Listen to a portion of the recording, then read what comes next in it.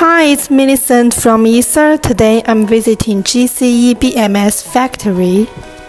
And Jeffrey will show us to go around the factory. Hey Jeffrey. Hi, Millicent. So let's go to the factory. Okay. Hey Jeffrey, here is our production shop, right? What are they doing here?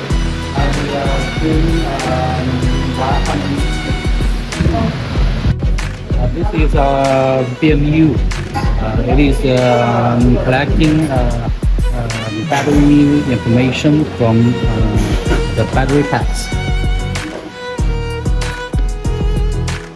Jeffrey, how about here?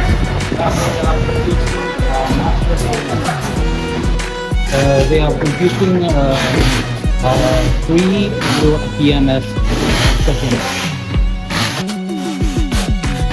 These are our integrated BMS.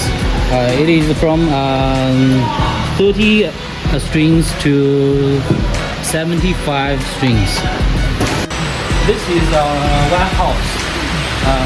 All the components are from our suppliers, and we produce all our high voltage BMS with these components. Ecer technology makes foreign trading easier.